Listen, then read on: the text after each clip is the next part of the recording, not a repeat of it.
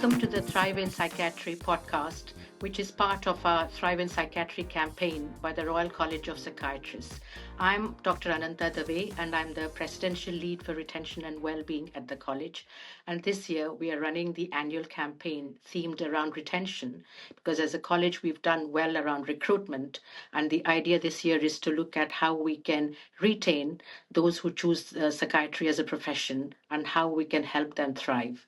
So this podcast covers the topic of taking a break. So psychiatrists at whatever stage of career they are in or they are at, do take a break.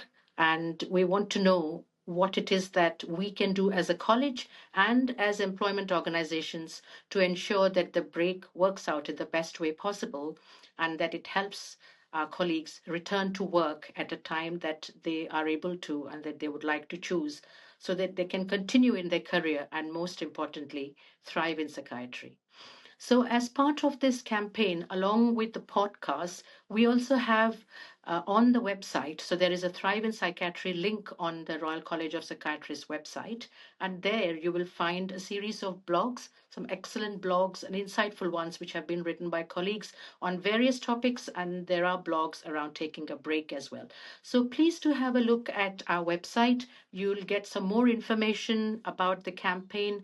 There are links to resources, articles, and there is also a feedback form which you can use not only to feedback on the podcast series and what you would like to see covered, but generally about the Thrive in Psychiatry campaign and what topics you would like to see covered and what it is that we can do differently around this very important issue of retention. Now, before I go to our speaker, a podcast guest who is with us, I just wanted to very briefly talk about how we might conceptualize a good break. Now, I know that sometimes break can happen unexpectedly. People need to take a break for unexpected reasons, for things which are difficult in their life or work at the time, and that it might be difficult to then plan what that break ought to look like. But whatever the reason for the break, whether it is something positive or whether you've been forced to take a break, what can be done is a combination of good support by the immediate line manager, by your medical director or colleagues to help you then navigate the break as effectively and as sensitively as possible, to clarify some expectations around what will happen in the break, and also, I suppose, to prepare for whenever it is you're ready to return, if that's what you would like to do. I think for me, it's very hard to be prescriptive and exhaust everything that might be covered in a good break, but certainly there is something about the attitude and the approach of your line manager or medical director where you don't want to be judged, where you don't want to be thought of as less than or not committed or somehow not interested, where you want to be supported as compassionately and sensitively as possible around a break. However, even with all these intentions, breaks don't always turn out the way that you plan them. So we are here to listen to a couple of our psychiatry colleagues as to how it has been like for them. So I'm now joined by Radhi, Dr. Aradhana Gupta. Welcome, Radhi, to this podcast. And I'm so happy that you're able to make time for this, and thank you for taking part in it. So, could you begin by introducing yourself briefly, your name, where you work, what stage of your career you're at? Thank you. Thank you so much for such a lovely introduction, Dr. Dave, first of all, and for having me on the podcast. So a little bit about me. My name's Aradhana, but I go often by Radhi. I am currently working as a specialty doctor, and I've had a wonderfully and sometimes challengingly diverse route into psychiatry. I've done approximately 4 years in psychiatry now. Initially, I started as a trust grade doctor and then went into and pursued core training. And I'm currently taking a career break to go into specialty training in the future. Excellent. Already that's very intriguing, Radhi. And I know your story of, entry into psychiatry is not followed the usual route. So perhaps we can then move on to what it is. I mean, I know that you came into psychiatry, as I said, after some thought and having pursued something else. So could you tell us firstly how you came into psychiatry and then how you came to taking a break, because I think that whole story might be of interest and hopefully, is also, it can give hope and inspiration to others who are in a similar situation.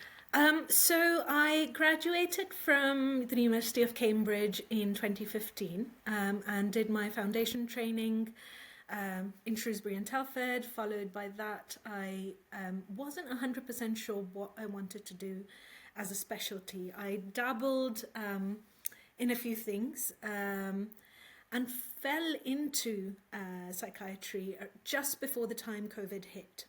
So I've had a very unique perspective into joining psychiatry. I joined psychiatry at a time where it was very challenging for not just me, but for a lot of other people and medics. And it has significantly strengthened my belief in the career itself, the profession of psychiatry, the importance of psychiatry, and it's made me a convert to the cause, as it were.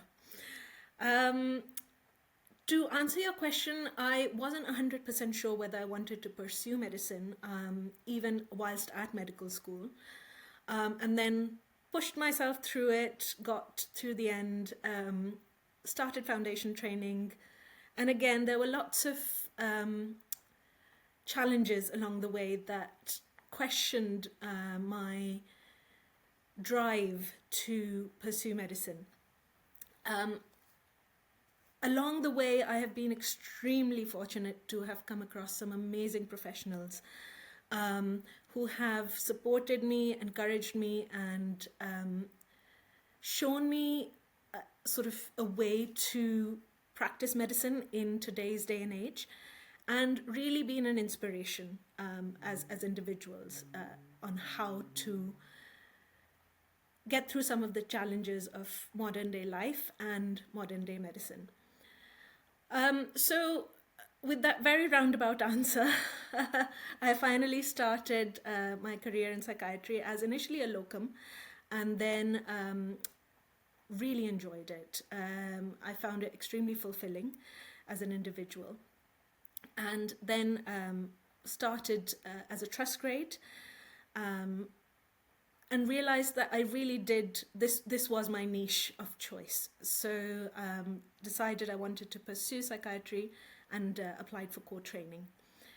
And I'm, again, very, very grateful that I've had some wonderful clinical supervisors, educational supervisors who have supported me throughout core training.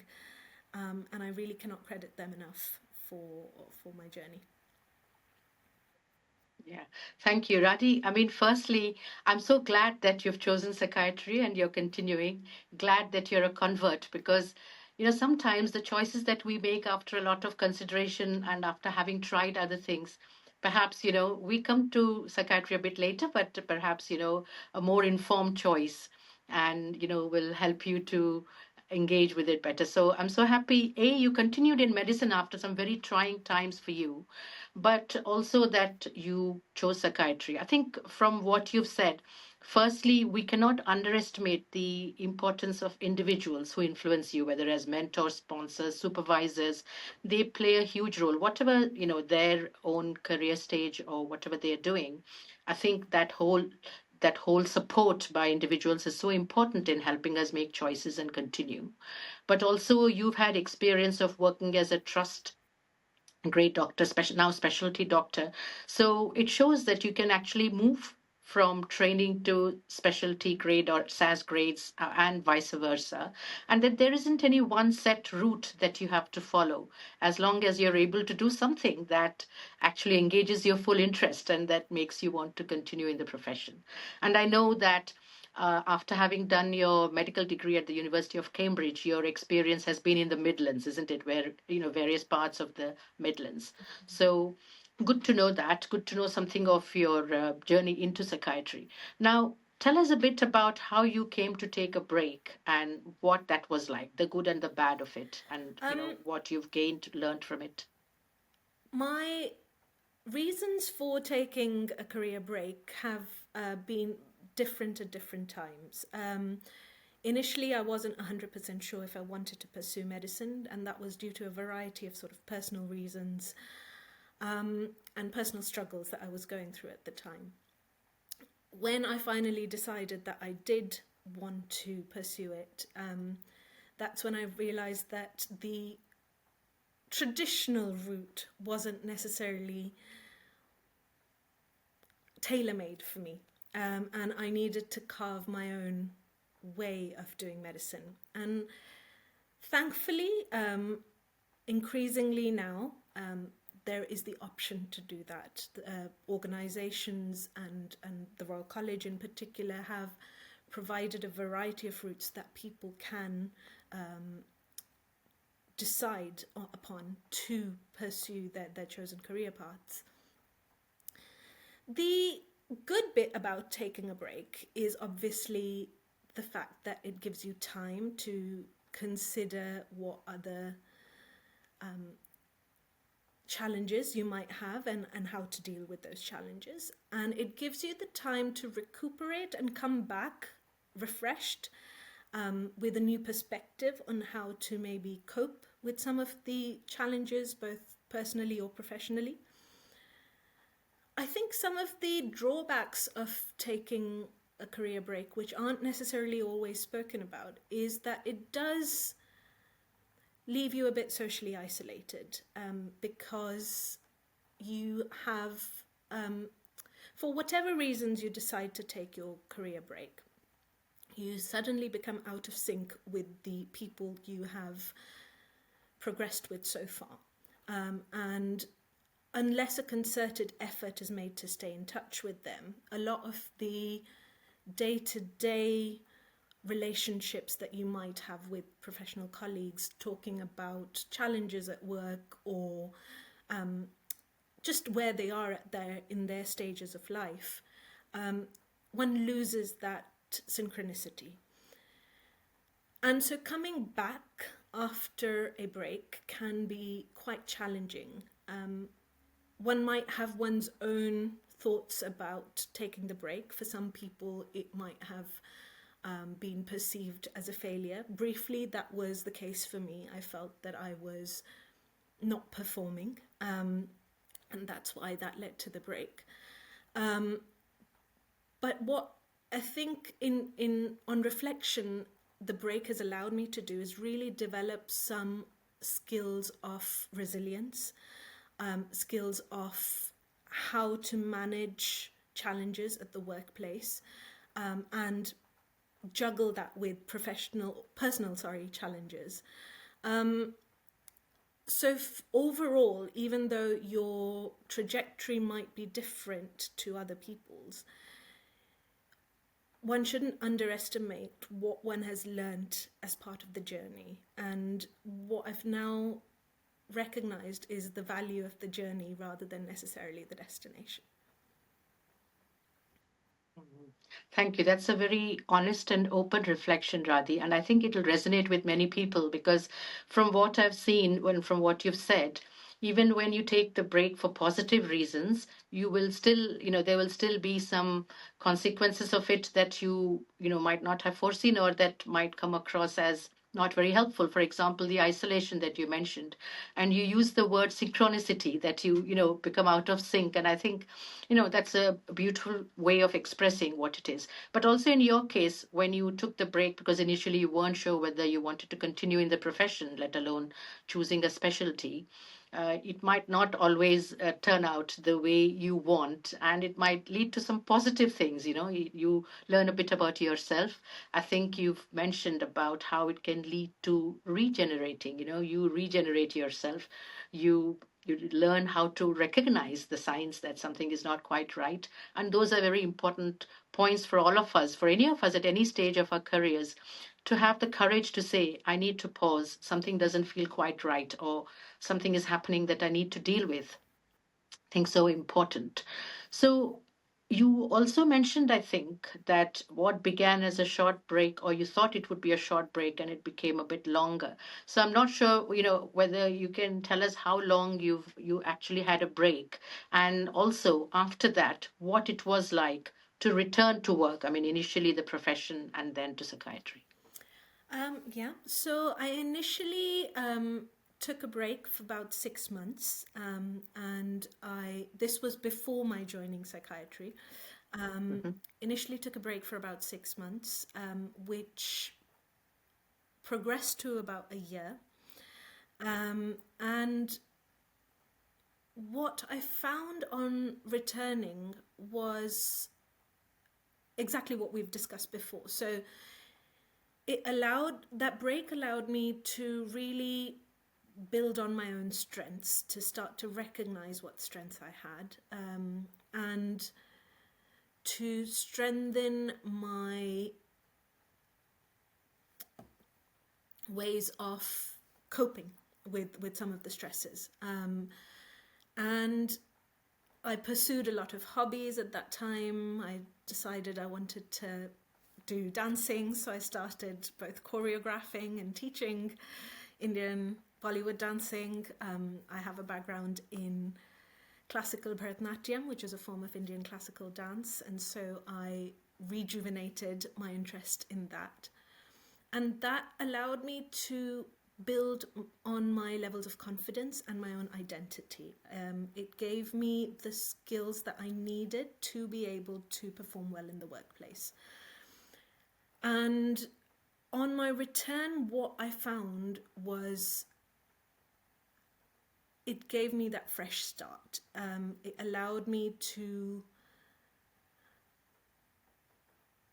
reconfigure how I wanted to approach medicine, how I wanted to approach whatever career I chose, or whichever specialty I decided to choose. And then when I started psychiatry, I found that it's such a unique specialty, because whilst you're helping other people, it also gives you the skills to help yourself. And in medicine, there's this mantra of see one, do one, teach one.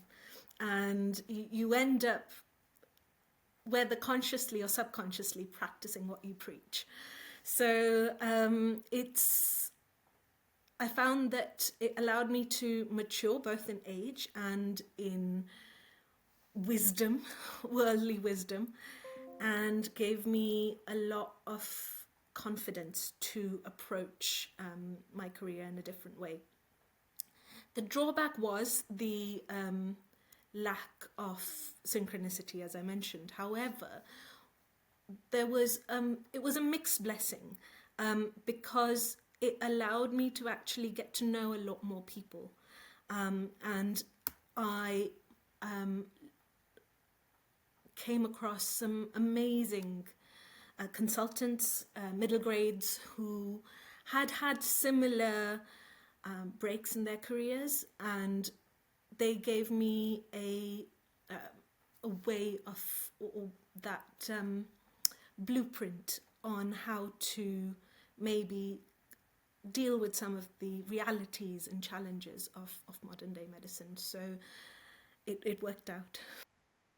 I mean, what I love about your story, Radhi, is that although you've mentioned about taking a break because you weren't sure what you wanted to do next, and there are so many positive words that you've used: the rejuvenation, the reconnecting, becoming mature, discovering your interests. So I think, that's a fascinating take on what you've learned from being on a break.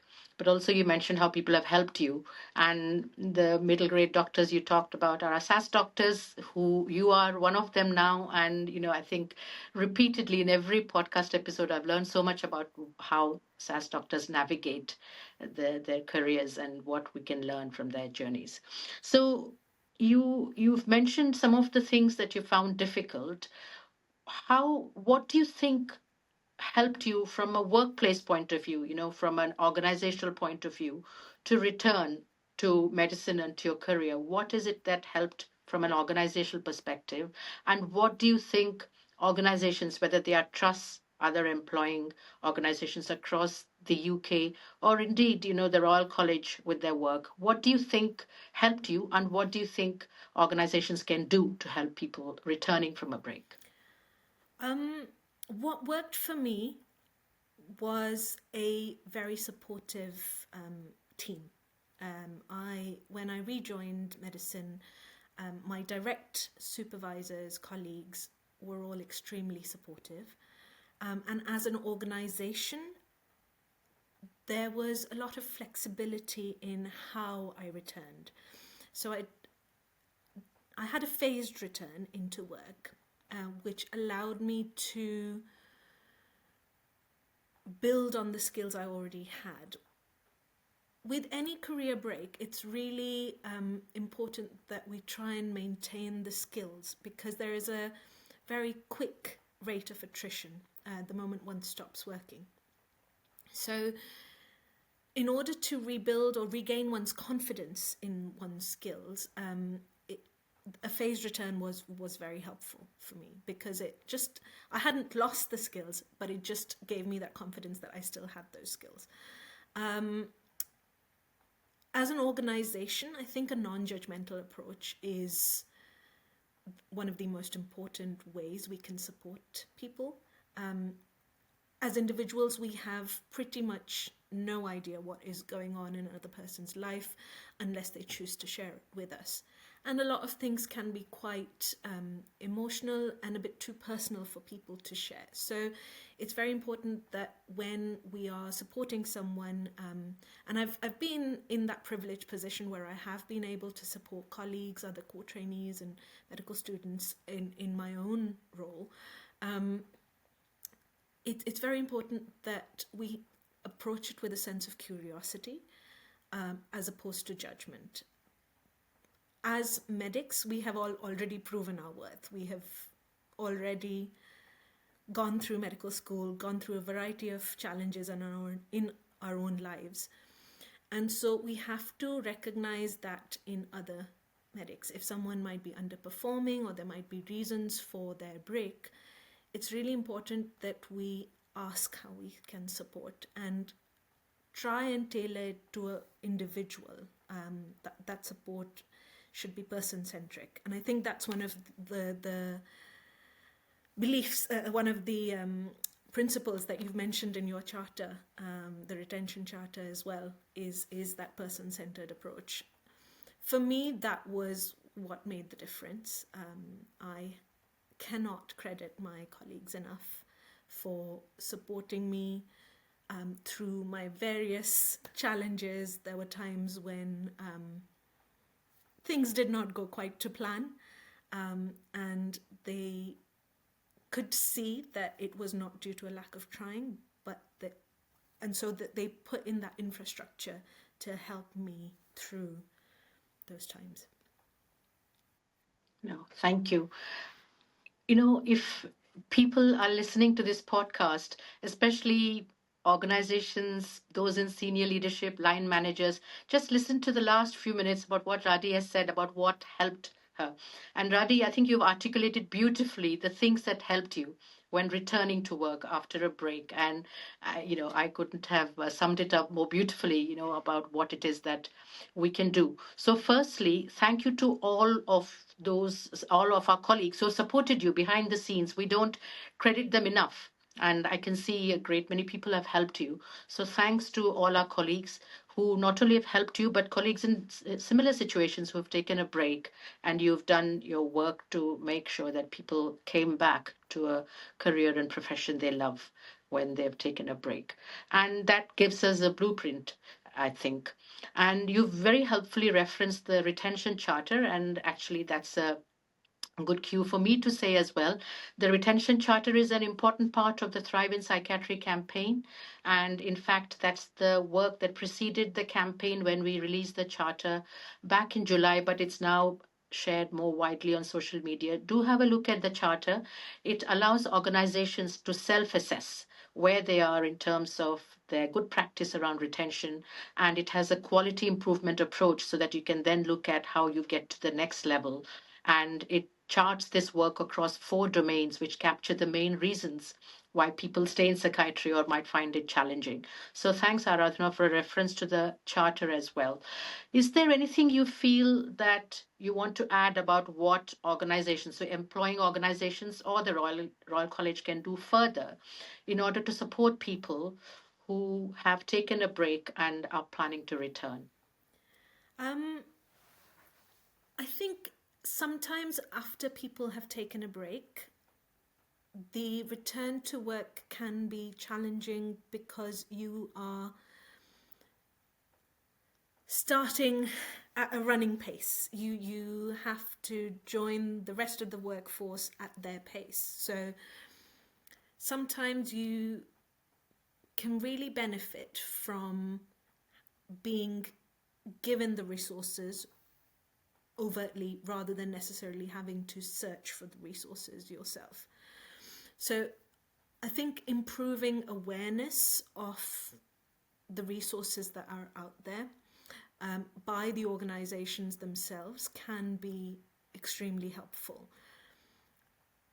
We are, as medics, I feel a lot of us are very good at helping others, but we might not be as good at helping ourselves. And so sometimes, just like we signpost our patients to various resources, it's helpful to be signposted and almost your hand held through the process of returning to work. No, thank you. And I mean, again, I'm going to go back and check on our Royal College website, not just in the Thrive in Psychiatry section, but overall in our workforce website to see what resources we have. And you're right, I think that's a good call for us as a college to have a look, but also each of the employing organizations. If you're listening to this podcast, please go back and see what resources you have available readily, consistently, so that people don't have to search in terms of helping people to return to work after a break. And I think two important points you said, Radhi, and it's a good way of ending this podcast, is bringing it back to our work as psychiatrists to help patients, but also to help ourselves. So just as we advocate for patients and talk about giving them hope and destigmatizing whether it is stress, burnout, mental health, whatever reasons it is, life events that happen that make us take a break from work, we do that for patients. And it's equally important that we self advocate and also for each other as a profession. So we use those same skills. You mentioned that as in psychiatry, you've learned not only to help patients, but to help yourself as well. And again, you are a fantastic ambassador for psychiatry. So, really That's some so useful kind of you to insights. So say that, and I hope I can live up to those words. no, no. And I think whatever form your journey takes, and even if there are any more unexpected twists, I think you've learned some important things about yourself, some important skills, which I'm sure will never go waste. And wherever you work, in whatever capacity you work, Radhi, I'm sure you'll be an asset to the profession, to patients, and to all of us. So I want to say a huge thank you to you for sharing your story so openly and so honestly and giving us some very useful practical tips to look out for when colleagues want to take a break and we want to support them to return to work. Again, at the end, a plug for the Thrive in Psychiatry campaign. The first podcast has already been released. Do have a look, people, if you haven't seen it already. We are covering various topics over the podcast series, and taking a break is one of them. So thank you once again, and also do give us feedback both about this episode and also other episodes and the campaign in general. And thanks, Radhi. Hello, I'm now delighted to welcome Dr. Maria Casserly, who works in Scotland. And Maria, welcome. And I just wanted to say, firstly, thank you for taking part in our podcast campaign and for generously giving us your time. I just wanted to take you through a few questions, and please take your time answering them about your experience of taking a break in your career. So, can I just begin by asking you to tell me briefly about yourself, your name, where you work, what stage of your career you're at, and then we'll move on to the other questions. Thank you. Thank you for having me. So I'm Dr. Maria Casserly. I'm a specialty doctor in addiction psychiatry, and I've been working for the last 3 years now at the addiction service in Aberdeen. So, if you could tell us, Maria, what led you to take a break? For how long you took the break, what were the reasons? And also, perhaps, then tell us what worked for you during the break and what could have gone better. So, just in brief about your experience of taking a break and what led you to it. So I had taken quite a planned career break between core training and now. I did medical school in Scotland, then did foundation training in Scotland. Then I went to Aberdeen and did core training. And because of my partner's work, we knew we would have to take a break for them to go and further their career in a different country where I would not be able to easily work as a psychiatrist. So this had been something on our agenda for a while, and I know that is a luxury in terms of reasons for career breaks. So we were thinking about it, and obviously thought it would be best for me to try and finish exams, finish training, and then go. As it happened, I finished core training, was successful at that, completed my MRC Psych, and then I had to take a lap post. So that's a locum appointed to training, which was quite nice. Again, that gave me the benefit that if I wanted to join training and we weren't going abroad, I could bank that, as it were. So I sort of tried to think about it from that point of view. And then I had a child, and then we went away. So it was a very planned career break in that way, and it was planned in a way that would hopefully give me flexibility when I returned, that I would have got to a stage in my career where maybe there was a natural break. Maybe people do take time out of psychiatry or change what they do within psychiatry, because we have the benefit of it being decoupled into core training and high training. I thought that wouldn't disadvantage me. There weren't a lot of role models for that though, so I was fairly winging it, and I had some brief discussions with people about that, but nobody could really advise me. And I remember at the time the advice from the BMA was to work in this other country where it's very difficult to work. So that was the sort of advice I was getting, which was not helpful. But in my mind, and looking at the application to higher training, that was a natural place to take a break. And thank you for sharing that story. I'm sure, those who are listening to the podcast will find many things in it which resonates with them and which gives them some hope, some important pointers as to how people can approach taking a break, whether for positive reasons or for negative reasons. I also then wanted to ask you what your experience was like of returning to work. What helped, what didn't, and what is it that organizations can do to help people return to work whenever they feel ready. Thank you. Yeah, so that was 2013 when I left. 2019 we came back to the UK. I'd done a little bit of keeping in touch. Had been to the International Congress one year and things like this. So I'd done that very gently, though, I'd have to say. That's not that the college couldn't offer that. That was maybe my motivation, I would say.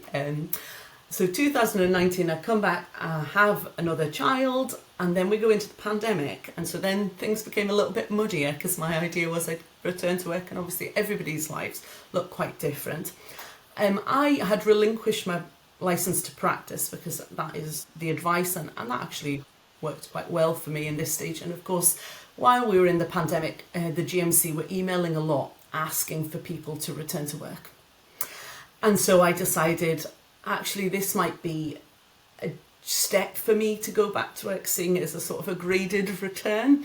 And this might be a nice way for me to test the water about my confidence, my skills, working as a working mum, how the family would cope, what this process would look like. And I was feeling pretty guilty of being a trained doctor, not working in a pandemic.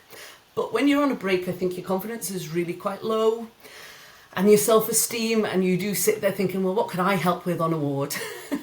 And some of that will come from being a psychiatrist, that you think, gosh, if I have to do all these skills I've not done for years, what could I help with? And it's about that confidence thing, that loss of role that is so awful when you are having a break, for whatever reason, I imagine. So then I worked as a vaccinator, and then the GMC said, would you like your licence to practice back? And I said, yeah, okay, let's go for this. This is a process way. And I think that we can come to that again, but I'm sure lots of people will mention returning from a break. You feel there's a lack of process there in medicine. You're always spoon-fed. It's the next jump. When you take a break, you're making up your own return plan. Well, that's how it feels. So I thought, right, the GMC have given me a plan. We're going to get my licence to practice back, and then I have to get working, because then the clock starts for appraisal and revalidation. I'm either going for this or I'm not going for this. I then approached, and I had kept in touch a little bit with my old colleagues at NHS Grampian Psychiatry there, and had said, can I do an observership? And I'd read about this in the college document at the time, and there were even suggestions for how much observership you might need to do. And so we set up sort of a hub and spoke observership, where I would go back to work with a team and be supervised by a consultant who I felt comfortable with, who knew a bit about me, who I'd had a positive experience with. And that consultant was really great, looked through my CV and said, listen, this is your chance to try some new subspecialities. So we'll do a bit of retraining, off you go to all these core skills, as it were, do shadow on call, shadow general adult, shadow old age, but you've never done substance use, you've never done old age liaison. Why don't you go and do these other bits and pieces? You've never done rehab. Why don't you go and spend a week with them? And everybody was really quite supportive when I reached out to both people who knew me from before and people who didn't know me. So we came up with this lovely plan, and it went on 2 days a week for quite a while. I also joined in with things like changeover day in August. So I went to all the junior resident doctor teaching. I think that was really helpful. I tried to go to anything extra the college was offering. I did the present state exam course. I tried to patch together my own return to work. So then at the end of 2022, I'd done this and I was offered a job by somebody on one of these placements. So I went to work as a locum specialty doctor. And then that became substantive after 6 months. And then, I've been there, and I would say I'm thriving. I'm being helped quite a lot along the way by people who I've known previously, but also people who haven't known me before and are aware of my story a bit. And I think they're sort of encouraging me in that way. So now I have a number of roles. So in the college in Scotland, I'm very lucky to be vice chair of the addictions executive now. Also in Scotland, I run a group called the Scottish Addiction Specialist Committee. And so I'm meeting a lot of people as well. And people know about my break, my situation. And it's been great that people have taken me under their wing, psychiatrists, and the college has, including the college in Scotland, are really great. All the support staff there reach out to me about things. They give me extra help understanding things, because a lot of the time I do have no context, and I always have this feeling that I had this 9-year gap from psychiatry, and and that's hard. I feel like I have to account for that, maybe make up for that.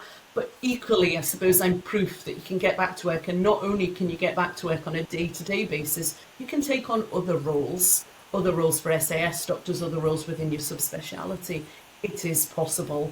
Hopefully I can be a role model for that, as we have some other really good role models in the college now for people who've taken breaks. And a final question from me, Maria.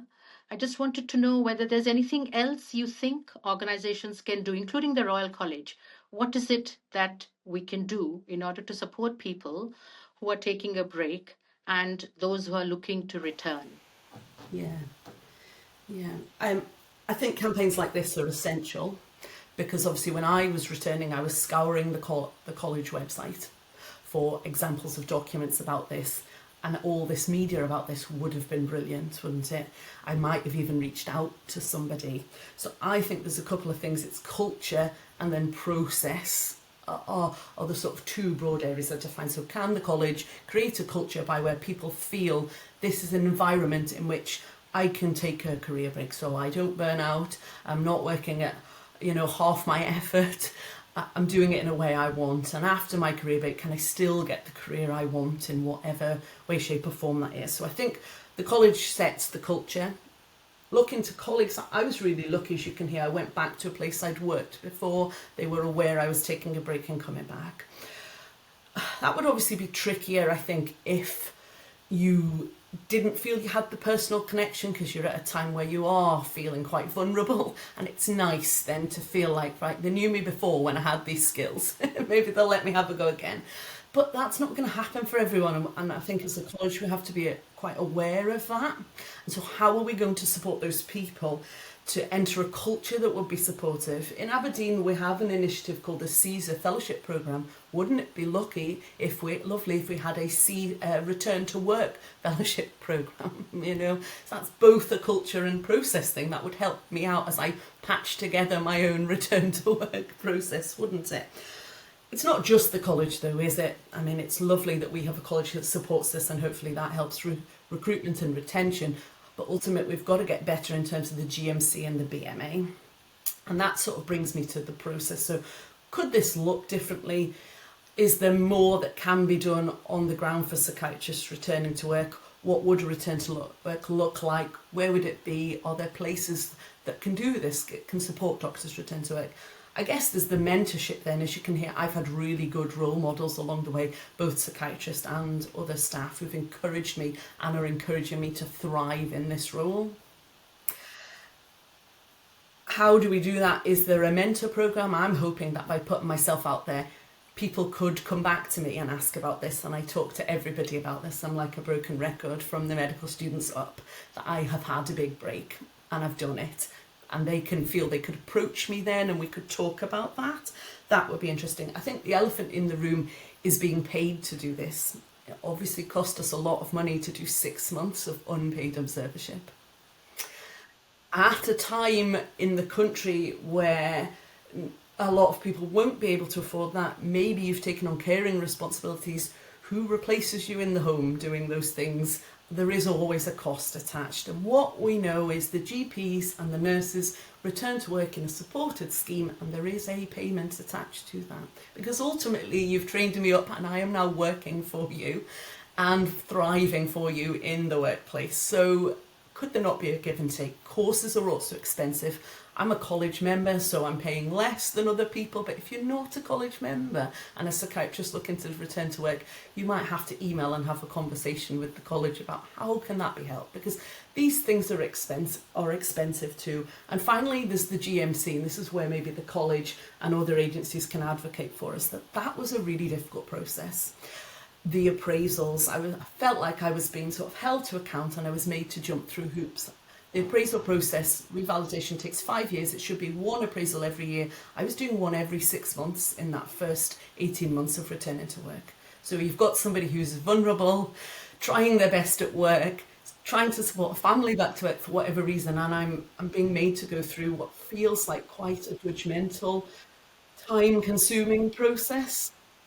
And I'm being measured by standards held for doctors who've been working for 20 years. It didn't feel flexible. I was incredibly lucky again that NHS Grampian gave me an appraiser who's used to working with people who maybe for different reasons might struggle at appraisal. But not everyone will have that experience. So again, there needs to be a little thought, I think, onto how you are supported with your own particular challenges on the ground through the appraisal process and with the college to re-engage. So, and I think campaigns like this can only put this on the agenda and get the culture element out of there. The process thing might be bigger than just the college alone. I think, just like everybody else doing the podcast, and we've heard quite eloquently from Dr. Reka earlier in the week, you can do it. Go for it. Keep in touch with the college for it. There's lots of really good mentors. There's now much more material, but I would go for it, and people will see all your other skills that maybe you don't recognise. You've learned so much juggling your break. You can definitely get back there, and I would suggest psychiatry is a really good place for doctors who have other experiences. That helps you in your practice as well as in juggling and thriving as a psychiatrist. Thank you very much, Maria, for sharing your story with us and for giving up your time to do this podcast. To everyone who is listening or seeing the podcast, please do go to the website, the Royal College of Psychiatrists, the Thrive in Psychiatry campaign, and you can listen to previous podcasts. You can share your feedback about this episode or any other episodes, and also generally your views about the Thrive in Psychiatry campaign and what more the college can do and what other topics that it can cover. Thank you once again. Hello, Toby. Welcome to this podcast, and thank you for taking part in this podcast series for Thrive in Psychiatry, where we look at the different ways in which we can retain doctors in psychiatry and help them thrive. And in this episode, as you're aware, we are talking about why doctors might take a break It might be for reasons which are positive, or it might be for reasons which they hadn't foreseen and which are presenting a challenge to them, and they need to take some time out in order to deal with it. So we're really delighted that you've agreed to talk to us. So could you begin firstly by introducing yourself fully, telling us where you work, what stage of your career you're at, and then you can move on to what led you to taking a break.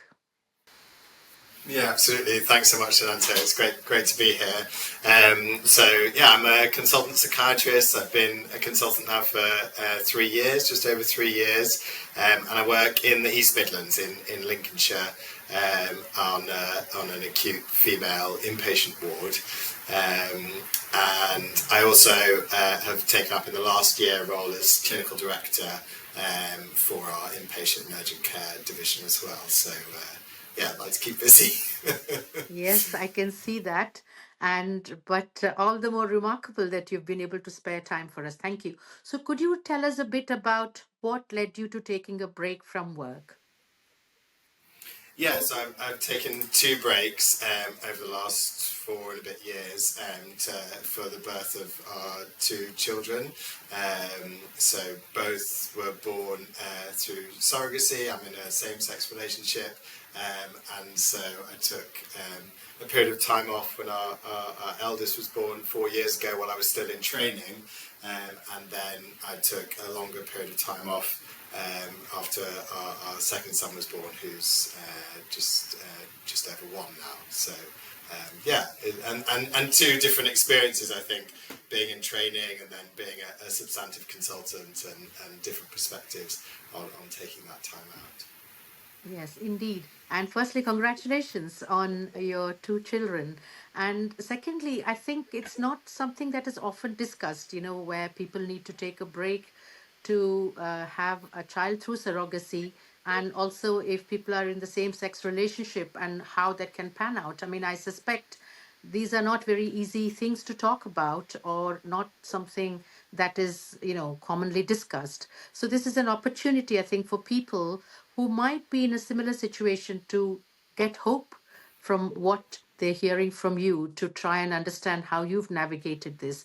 So is it possible to tell us a bit about how that break worked out, what was good about it and what was challenging, and if there's anything that you would like to share that might help others? Yeah, definitely, and I think as well, perhaps coming from it from a different perspective in terms of being a man taking time out, which is obviously is increasingly happening, but is still relatively rare. I think you do see those perhaps underlying assumptions or prejudices that exist in the support systems that we have, and the way that people respond to people taking time out for having kids, that does perhaps come into relief in a different way. And I definitely have experienced that a little bit over these 2 periods. So I think the first time was probably the most easy.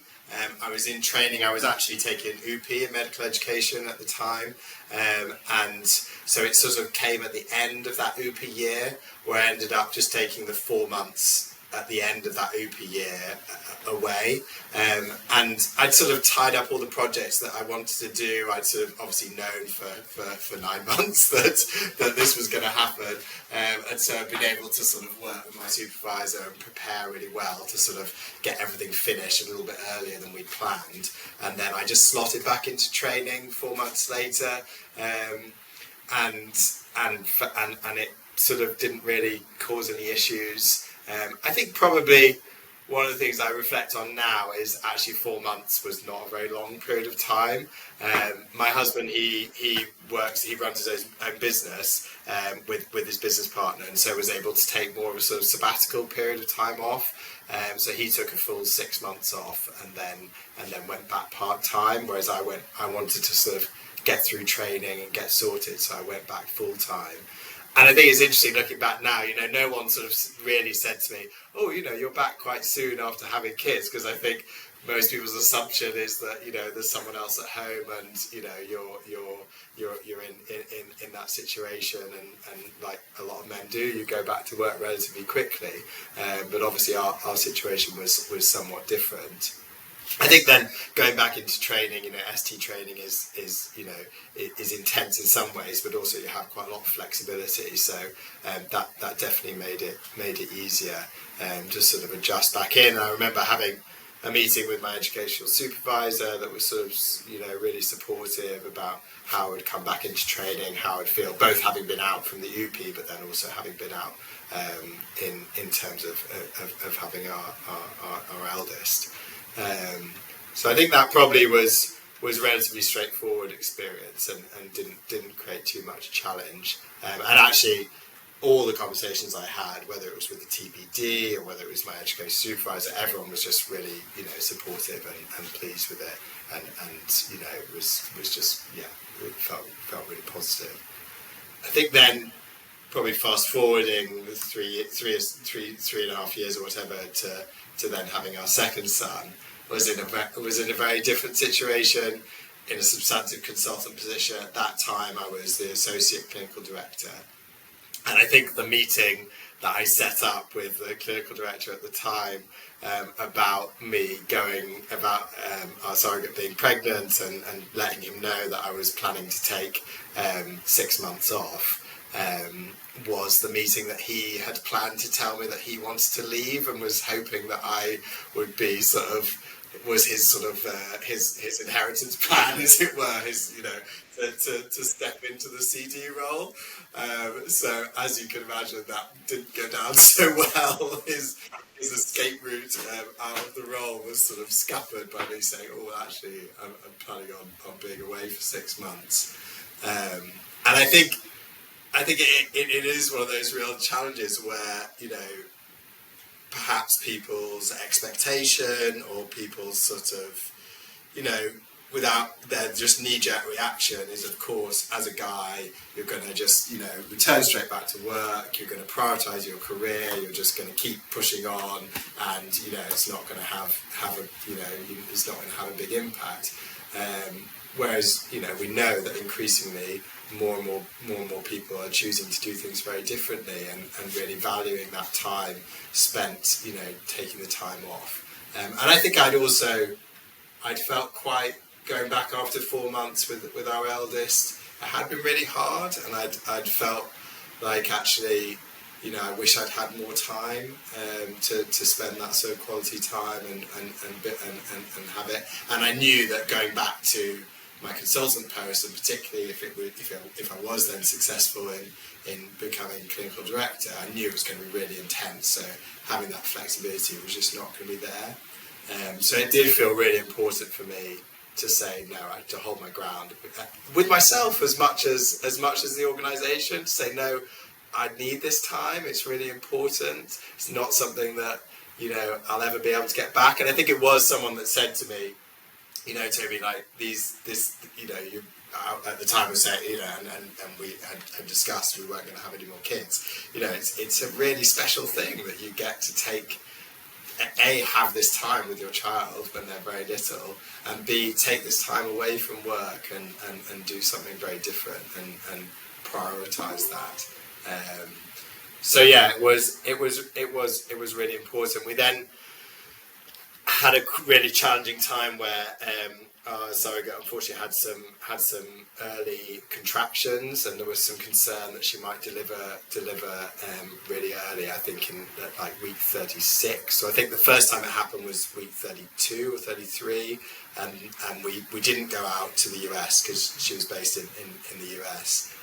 But then at 36 weeks, she actually ended up on the labour ward, and they were really concerned that she was going to deliver. So we jumped on a plane and went out to Chicago. She actually ended up going to term, but having to quickly sort of get out there and just cancel everything and respond to things. And again, I think people were a bit like, oh wow, this is a relatively unusual situation of sort of the fact that I was suddenly in America and in this situation. But yeah, and I think again it was that thing as the time went on, and once Frank was born, there was that sort of guilt feeling that set in of, I've left my team. You know, they're being supported by a locum consultant. You know, getting messages of, oh, we can't wait till you get back. You know, and also knowing that, you know, that my boss, the clinical director, was desperate for me to come back and step into that role. And I think what's hard then is you then sort of, there's some pressure in a way on the time that you're spending. It's not just like, oh, I'm just doing this because it's a nice thing to do. I was like, oh, I've got to be like the best dad in this situation, or I've got to really make the most of this time, rather than just allowing it to be and just letting myself enjoy it. It did add a little pressure to it, but I stuck it out. I think I maybe went back just under 6 months, maybe a couple of weeks before the 6 month mark, and yeah, so it was really valuable. Okay, wow, there's so much to unpick there, Toby, and thanks for sharing that with us. I'm struck by how much you had to go through and deal with, during both the breaks. And in the first break, I think you were in a period of transition, not only from, being to becoming a first-time parent, but also you were towards the end of your training and you had to, you were going to become a consultant afterwards. So two big transitional stages in your life that you were dealing with. And you're right, 4 months, must have felt quite short. But you also touched upon the very important point that we are now seeing more men taking breaks and being able to spend some time as parents with their newborn children, which is important, which is something that needs to be encouraged more and talked about more. And it's good to see you talking about that. And I hope the people listening to the podcast or seeing it take some hope, especially men who are, as you said, who may feel hesitant, who are feeling guilty, who think sometimes, I think we all feel we've got to be all things to all people, try and do everything, both in our professional lives and in our personal lives. So really difficult things to navigate and look at. But the important thing you touched about also is about giving yourself permission, which then led you to asking for that break the second time round, a slightly longer break, and then giving yourself permission to take the break and making a strong case for it and realizing that this was an important part of your life too. And I think if people are allowed to take the break when they can, it makes them come back to work stronger and able to continue longer. So there are benefits in terms of what the teams can see as well, isn't it? If people are able to do the things that are important for them and come back. So some really important messages there, and hopefully it gives permission to people who are listening to it who might find themselves in similar situations and wondering what to do, and that feeling of guilt that you talked about, so important to overcome, isn't it, before we are able to do that. So thanks, Toby. On the whole, from what I could gather, you were able to take the breaks without too much of a problem, although the second time round you were a consultant and an associate clinical director. But on the whole, it worked out well. And you came back to work and you've progressed in your work. Are you now the clinical director? Did you say you're now the clinical director? Yes, Yes. So I came straight back into that role. Yeah. Yes. So you were able to develop in your role. So I think, therefore, you've touched upon what it is like to return to work. Is there anything else you would like to say about returning to work and what that felt like? Any other reflections about the return? Yeah, I think we're really lucky that my husband sort of being his own boss in a way has that flexibility, and I think the flexibility and sort of managing childcare and all the juggling all those things, it does take a lot, and we don't have a lot of family support around us. Family are mostly quite far away, so it has been sort of a lot of trying to make sure that we had all those things in place, which is a real challenge, and I think we're really privileged in the situation we're in.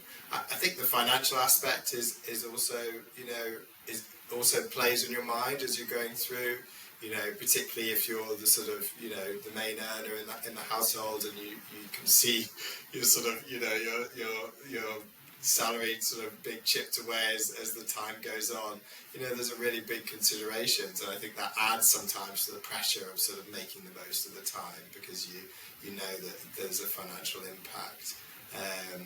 But yeah, I think I get real value from my work. I really enjoy my work, so I didn't sort of feel begrudging to come back. But I think it has definitely been a challenge trying to make sure that I find that balance and have both the time space, but also the headspace for the boys, and getting that sort of balance right is so important, I think, and not always easy. No, thank you for being so open. As you mentioned, the financial challenges, the perceptions around the parent who is not given birth taking a break. And in your case, which we haven't even talked about, but I can understand the additional logistical planning and issues around, going through the surrogacy process, which itself, can be quite demanding. So, there are so many things there. And hopefully people, as I said, will take heart from the fact that you have done it. You've done it twice, and that, it can happen. You can take a break, come back, and thrive in psychiatry, as we are trying to demonstrate. So, towards the end, I mean, it's my last question, I think. I want to ask you, what more do you think organizations can do, whether it's an employing organization or the Royal College of Psychiatrists? What are the things you think they can do to actually support people who might be wanting to take a break? Psychiatrists at different stages of their career wanting to take a break for different reasons. Yeah, I think for me, a lot of it is around clarity in policies and making sure, I think my situation was somewhat unique, and so a lot of it was sort of muddling around in terms of policies, because it wasn't really clear about, what the terms were, for example, in terms of leave and parental leave for surrogacy. So I think, thinking as broadly as possible, how can we support, men to take shared parental leave, for example? How can we support people that in different circumstances to have the support they need, both financially and in terms of the leave they can take? I think it is, things like this and seeing the role models and people that, recognising exactly as you've said that people have done it before, it is possible, and it is something that's really valued. And I think that then leads on to that sort of socialisation of these sorts of changes, that actually, that it becomes the norm, or it becomes something that's completely accepted, and, so that, as many people perhaps would ask a man coming back to work after birth, oh, that's relatively short, are you okay? Did you want more time? Rather than just assuming that, the 2 weeks is enough, because we know that, that can be really tough on people to come back after the sort of statutory 2 weeks. So yeah, those are probably my take homes, really. Excellent take-home points. And I'm going to go and look at our policies or the resources we have on our Royal College website to see how we can add to those. And B, I think the take-home points about don't make assumptions, in your case about, say, men or those who are not giving birth, taking parental leave, don't make assumptions, and think as broadly as possible. So you're taking into account different situations, isn't it? So excellent take-home points. And again, a reminder to people, we do have, as part of our Thrive in Psychiatry campaign, a website link, a place where you can feedback, leave your thoughts, add resources, and share ideas as to what else we can do in this campaign, over the, not only in this campaign, but in the future, what are the, things that we can cover. So thank you, Toby. I'm sure your account of taking a break will will be food for thought for many people. And as I said, give hope and encouragement to many people in your situation. So thanks once again for being a part of this podcast. Hello, and thanks, Sarah, for joining us for this edition of the Thrive in Psychiatry podcast. So could you begin by telling us a bit about yourself? So introducing yourself, your name, where you work, etc. Thanks. Yeah, no bother. My name is Sarah Beaumont. I'm an ST5 in Intellectual Disability Psychiatry, and I work in sunny Northern Ireland. That's lovely. So in this podcast, we are covering the topic of psychiatrists taking a break. And I know that you have taken a career break. So we just wanted to let us know how you ended up taking a break, what led you to taking a break, and how that worked out for you. I was initially meant to take a planned career break to go over to America to look after some in-laws who were ill. I was working a lap position in addiction psychiatry. I had finished my foundation training, just hadn't done amazing at interview and got offered a lap position.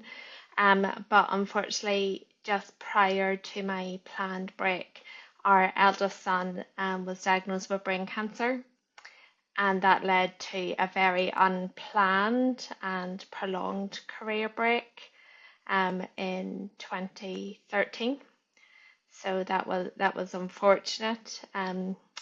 I had never intended to take a prolonged career break after going through medical school, completing foundation training. It's quite a struggle to get to that point. But for a while, I was just mum and was walking that childhood cancer journey out with my son. Thanks, Sarah. So my next question is about returning to work after the break. Could you tell us how that happened and whether it worked out well, and what were the things that went well and what it was that didn't go so well when you were returning to work? So during my break, it wasn't really a full career break. I worked in some private occupational health once a week just to pay the bills and to keep registered. We did end up going to America to look after some sick relatives, and I homeschooled the kids during that time. I was out of medicine completely for probably 2 to 3 years. And just prior to coming back, I knew I wanted to work. And my goal had always been psychiatry from medical school. So I arranged an advanced life support course for the month I returned to the UK.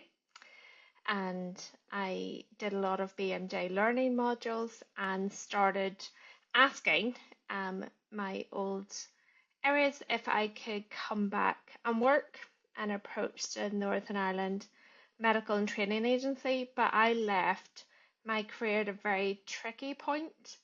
I was a medical orphan. Nobody had any obligation to me, any responsibility for me, so that was a very tricky time because I wasn't in a training post to try and come back. The people at NIMTA were lovely on the most part in the psychiatry area, but they really couldn't help. And at that point, any clinical placements or shadowing was completely stopped. So I couldn't get to shadow.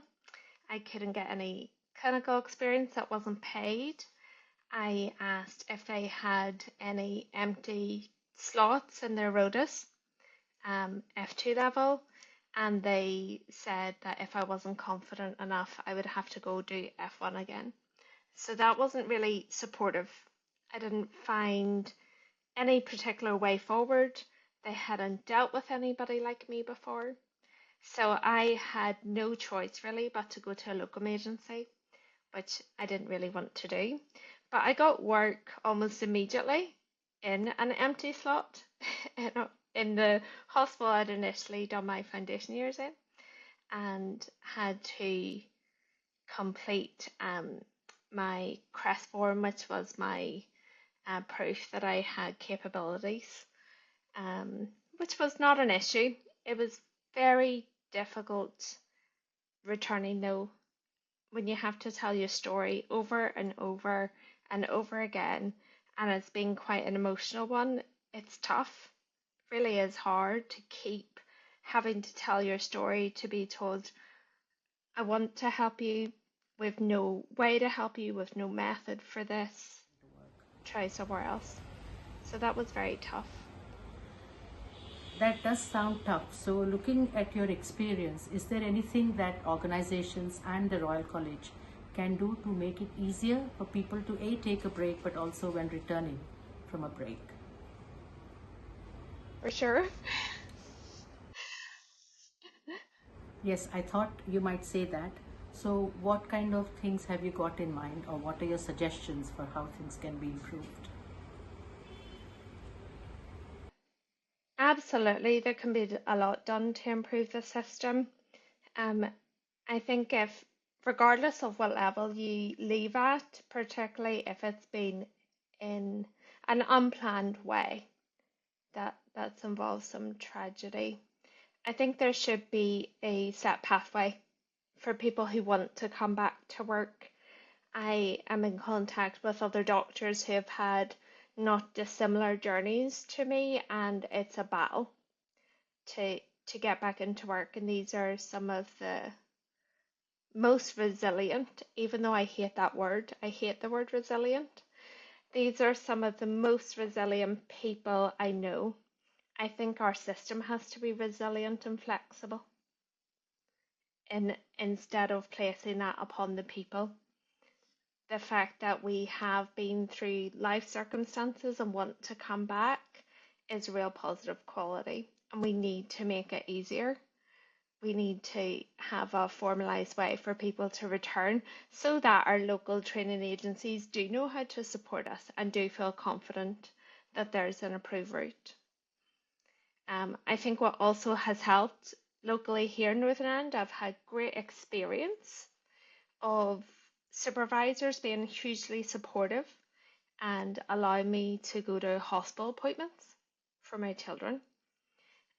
That's been wonderful. I've been flexible back and working longer hours when I need to. That's a great example, but that's very much depending on who you have as a trainee, as a supervisor, and the system being flexible enough to allow the additional caring needs that comes with complex childhood illness. It's good that there are positives as well, and that you've been able to identify things that can be improved. So just before we finish, is there anything else that you wanted to say? I think bearing in mind there's a whole range of reasons why people take a break. But some of those reasons may be complex caring needs, and bearing in mind that that journey is not likely over, that there's continued complex caring needs that do continue, and being hugely supportive of colleagues who are walking that journey because they've struggled enough to get back to work. They need flexibility and resilience within the system to enable them to keep working and keep progressing. Thanks. I just wanted to ask you, I understand that your son is doing much better these days, and he's in a good place. So that must be such a relief for you, and you must be so happy. My son is in good health. We got discharged from cancer services about 3 weeks ago.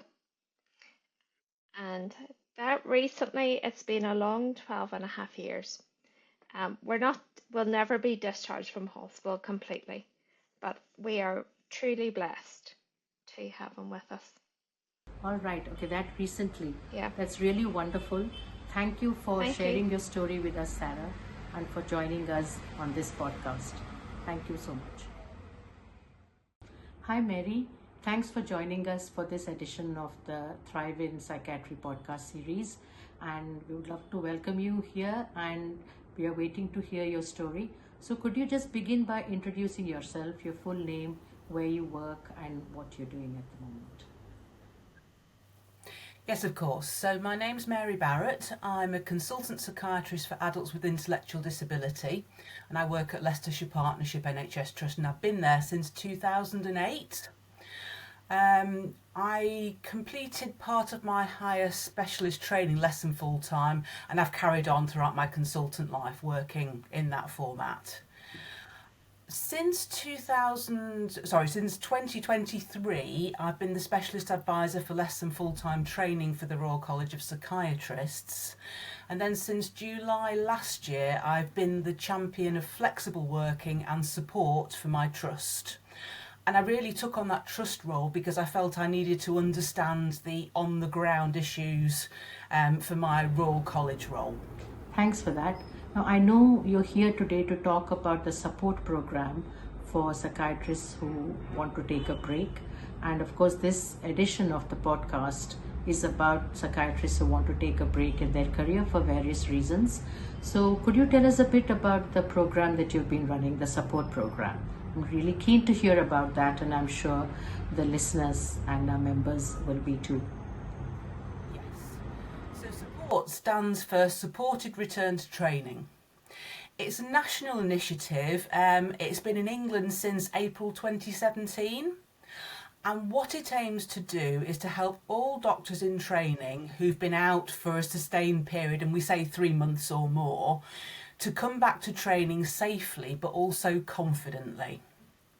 Now, we have to be clear, it's the deaneries, the Health Education England areas that manage this, and they hold all the information about when the doctors are due to return. I work in Health Education East Midlands. We have a School of Psychiatry support champion, Jamuna Prakash is ours, that the deanery employs in that role. But I do know there's other deaneries where they just have like a champion across the deanery, and Health Education Northwest is one of those. So if I go on to my role, each NHS trust in England appoints a support champion. The main bits of that role are firstly to support the doctor in training to navigate that return to training process. So we help them develop a support plan, we signpost them to trainings, and it's important that we're just actually approachable and contactable if they've got any queries, because obviously people are often feeling quite nervous or worried about coming back after a period out. Another big part of my role is to work with the psychiatric and educational supervisors and also the TPDs to help them understand support, what the support plan is for the resident doctor that they're working with, and what they need to do as part of that. It's probably worth just saying what the support plan's about. Well, it's individual for each resident doctor, because each one comes with different needs and questions. You know, some are out of training because of they've had a child, some are out of training for health reasons, some have actually left medicine for a little bit and then are coming back in. So it's very much an individual thing. But there are a few common things that will come up when we meet. If people have been on maternity leave, they'll want to plan their kit, keeping in touch days. And if they're on shared parental leave, it's split days, so it's knowing how that works and what you can do with it. People often have questions if they've sort of been on a period of time about how do I use my accrued annual leave? And also people are often not clear about who does what. So what do they go to their psychiatric supervisor for as opposed to their educational supervisor? So we go through all that. And it's worth saying as well as the basics in-house that the trust can offer, the support programme does have lots of other options that I get the residents involved in, such as, you know, they might need a period of enhanced supervision, but they might need particular training courses or coaching or mentoring, and support run quite a few workshops every year. In the East Midlands, we've had 2 so far this year, one around managing workload and one around avoiding imposter syndrome, and they're really useful for the residents to go to, and they can often go to them before they return to work because they're normally held online. So that's really interesting. You say that this program has been running for a few years. Have you been able to gather some feedback for the program? So can you tell us a bit about how it's been received and what's worked in it and what you think could be better? Okay. So the feedback I'm aware of is our local feedback, which is really positive. Everybody who I've been reaching out to has found it really helpful. Some people have just needed a quick chat over email. Others I've met with several times and then supported them to meet with the relevant people in the education system and get the additional things they need. And I know I've supported quite a few people who have been really quite worried about returning to training for different reasons, and all of them have come back in fairly smoothly. And when I've checked in with them after their return, there haven't been any significant concerns. So I think on a local level, I've seen it work well. I don't know more nationally if there's any specific feedback for the whole scheme around retention, but certainly my personal experience has been helpful.